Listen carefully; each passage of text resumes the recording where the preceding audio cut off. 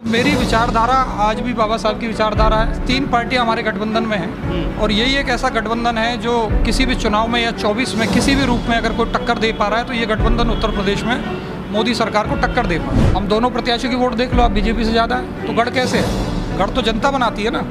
आप देखिए जनता इस बार इनके गढ़ को तोड़ेगी। गाजियाबाद 25 सालों में जो स्मार्टनेस आई है, ये आई है कि पॉल्यूशन में आज भारत में नंबर 1 है। ये इनका काम है। प्रदूषण में गाजियाबाद की स्थिति नंबर 1 पे है। तो आप खुद ही समझ सकते हैं कि इनकी कथनी और करनी में क्या अंतर। लड़ने के लिए, सत्ता से लड़ने के लिए हमें अपनी ताकत को कलेक्टिव करना पड़ता है। आज मनुवाद से उत्तर प्रदेश में, उत्तर भारत में एक ही संगठन लड़ रहा है, एक ही गठबंधन लड़ रहा है, वो है समाजवादी पार्टी, राष्ट्रीय लोकदल और आज़ाद समाज पार्टी। जनता मुझे सिर्फ एक ही लाइन में जवाब देता हूँ, बदलाव के लिए वोट दे, परिवर्तन के लिए वोट दे। उन्होंने 25-26 साल इनको देखा है, एक मौका हमको दे के दें।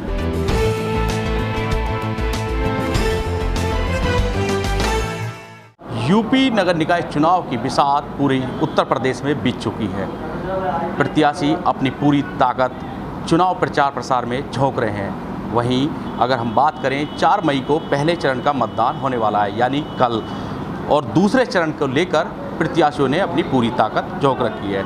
मेरे साथ गाजियाबाद के महापौर प्रत्याशी पति जो हैं सिकंदर यादव, वो मेरे साथ मौजूद हैं और हम बात करेंगे उनसे इस चुनावी माहौल में उनके चुनावी एजेंडे को लेकर। लेकिन सबसे पहले सिकंदर यादव जी एक मजे हुए कद्दावर नेता माने जाते हैं और वहीं समाज सेवा में भी उनका एक बड़ा नाम है।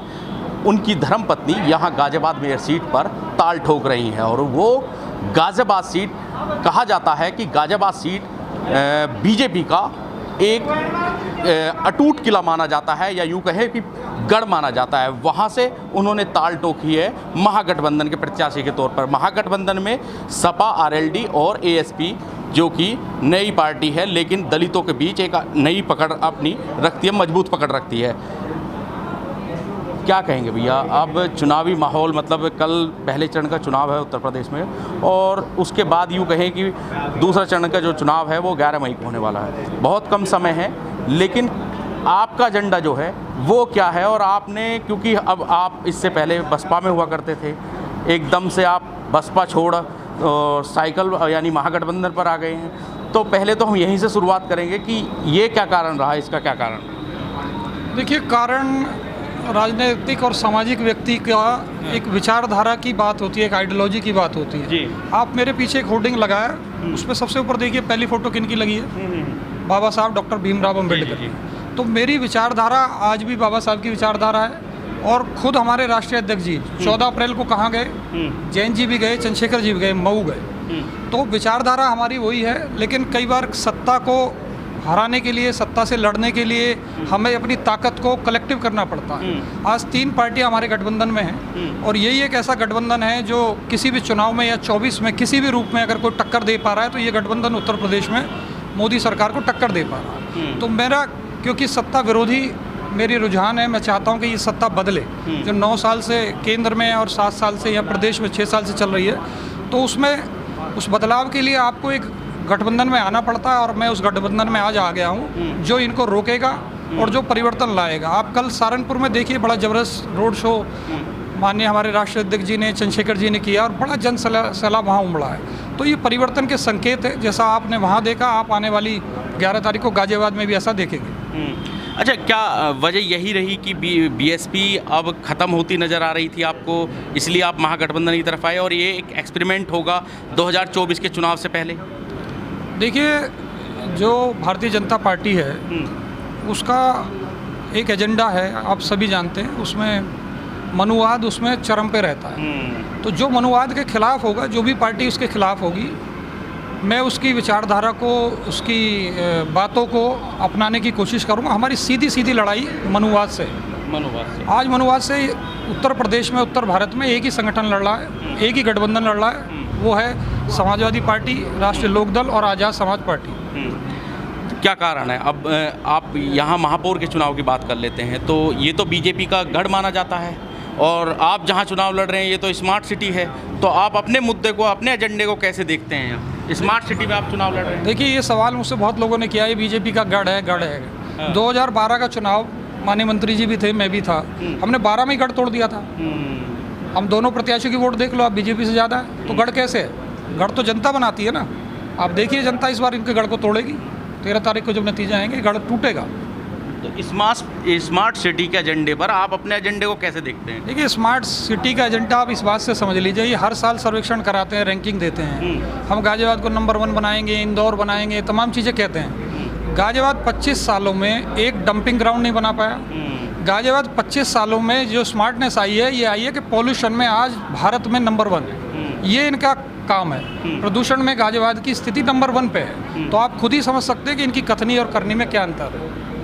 आपके चुनावी एजेंडा क्या रहेगा, क्योंकि आप अब चुनाव में आए हैं, जाहिर तौर पर जिस विचारधारा को आप लेकर चल रहे हैं, तो वहाँ पर बहुत से ऐसे काम हैं जहाँ शायद अभी तक अभी अछूता है गाजियाबाद उन सब चीज़। देखिए, हमारी बड़ी पॉजिटिव और इनोवेटिव सोच है, प्रोग्रेसिव सोच है।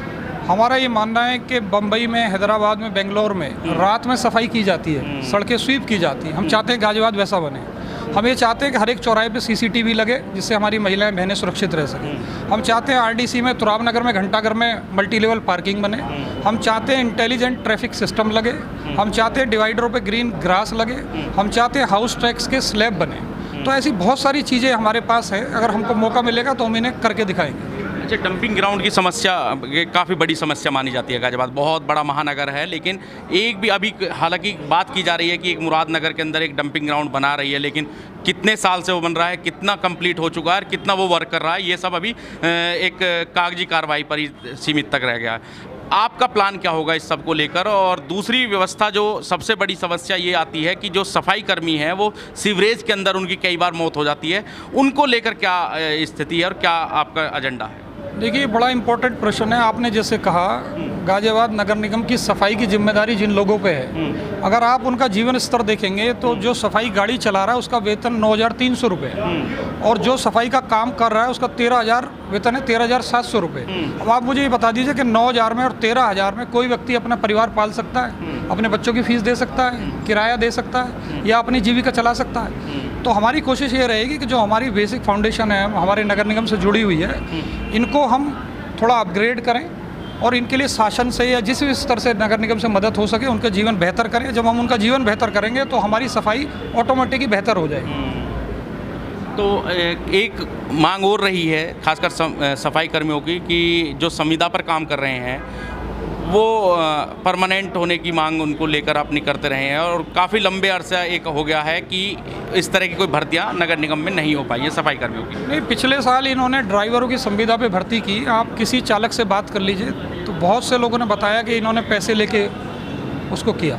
तो हमारी कोशिश रहेगी कि करप्शन या दूसरी चीज़ें, मिसमैनेजमेंट जो भी इनकी ऑर्गेनाइज नहीं है, उनको ऑर्गेनाइज़ किया जाए। अब जैसे आप देखिए, 25-26 साल से कब्जा होने के बाद भी आज नगर निगम कर्जे में, उसका 200 करोड़ अवस्थापना का आज भी रुका हुआ है, जबकि सांसद से लेके MLA से लेके मेयर से लेके सब कुछ इनका है। उसके बावजूद भी ये अपनी सरकार से ही अपने लोगों का ही पैसा नहीं ला पा रहे हैं। हमारी कोशिश ये रहेगी, जो कॉर्पोरेट सेक्टर है उसमें एक फ़ंड होता है CSR, वो CSR फंड भी गाजियाबाद में लगे, इलेक्ट्रिक साइकिल के स्टैंड लगे, पिंक टॉयलेट्स बने, बहुत सारे कॉर्पोरेट्स रेडी हैं काम करने के लिए। लेकिन वो कब रेडी होंगे? जब आपके ऑफिसर्स, आपके जनप्रतिनिधि उनके पास जाएंगे, उनको बुलाएंगे। तो हमारी कोशिश रहेगी कि जो ऐसे लोग हैं उनको इनवाइट किया जाए और उनकी मदद से शहर का विकास किया जाए। कुछ ऐसी प्रॉपर्टीज़ भी हैं जहां नगर निगम की प्रॉपर्टी है, उसको टेक ओवर GDA करके और उसका रिनोवेट किया गया है। ऐसी सब चीज़ों पर क्योंकि नगर निगम घाटे में अपने आप को दिखाता है, उसका कारण क्या मानते हैं आप? देखिए, घाटे का एक ही कारण है, मिसमैनेजमेंट और करप्शन, इसके अलावा कुछ नहीं। आप कोई कंपनी चला लीजिए, संस्थान चला लीजिए, अगर उसका मैनेजमेंट सही नहीं होगा, करप्शन उसमें होगा, तो वो अपने आप ही घाटे में पहुंच जाएगी, कितनी अच्छी संस्था हो। तो उस मैनेजमेंट को, मिसमैनेजमेंट को सही करने की हम लोग कोशिश करेंगे। दूसरी बात यह है कि 12 से 17 में हमारी सरकार ने यहाँ साइकिल ट्रैक बनवाए। आप यूरोप चले जाइए, US चले जाइए, दुनिया के किसी देश में चले जाइए, आपको सड़क के किनारे साइकिल ट्रैक मिलेंगे। और वो साइकिल ट्रैक इतने अच्छे, इतने साफ़ सुथरे हैं कि वहाँ ट्रैफिक लाइट है, और कई बार साइकिल से आदमी जल्दी पहुँच जाता है। अब इन लोगों ने उन साइकिल ट्रैक्स को सिर्फ इसलिए सब बर्बाद कर दिया कि वो दूसरी सरकार की योजना थे। अब आप बताइए, उसमें पैसा किसका लगा हुआ? पैसा आपका, हमारा टैक्स पेयर का लगा हुआ ना। किसी चीज़ को इसलिए ख़राब कर देना कि दूसरी सरकार ने बनाया, ये बहुत नेगेटिव अप्रोच है। हमारी कोशिश रहेगी कि उन ट्रैक्स को दोबारा से चालू किया जाए, लोगों को साइकिल चलाने के लिए प्रेरित किया जाए, जो जीरो कार्बन का कॉन्सेप्ट है उसको लागू किया जाए। लोगों का स्वास्थ्य भी अच्छा रहेगा, पार्किंग की समस्या भी कम होगी, और शहर भी साफ सुथरा होगा। अब एक आखिरी सवाल, और एक ही शब्द का सवाल मेरा, कि जनता आपको वोट क्यों दे? देखिए, जनता मुझे सिर्फ एक ही लाइन में मैं जवाब देता हूँ, बदलाव के लिए वोट दे, परिवर्तन के लिए वोट दे। उन्होंने 25-26 साल इनको देखा है, एक मौका हमको दे के दे, ये मेरा कहना है। चलिए, बहुत बहुत धन्यवाद। जाहिर तौर पर चुनावी रण पूरी तरह से सज चुका है। गाज़ियाबाद में तमाम प्रत्याशी उतरे हुए हैं, लेकिन अगर महागठबंधन और बीजेपी को देखें तो टक्कर ज़बरदस्त होने वाली है। ये मुकाबला बेहद दिलचस्प होगा। गाज़ियाबाद से तेजिंदर सिंह, नेशन टाइम। इस वीडियो में कही गई सभी बातें वक्ता की अपनी राय है, जिसकी पुष्टि हम या हमारा चैनल नेशन टाइम नहीं करता।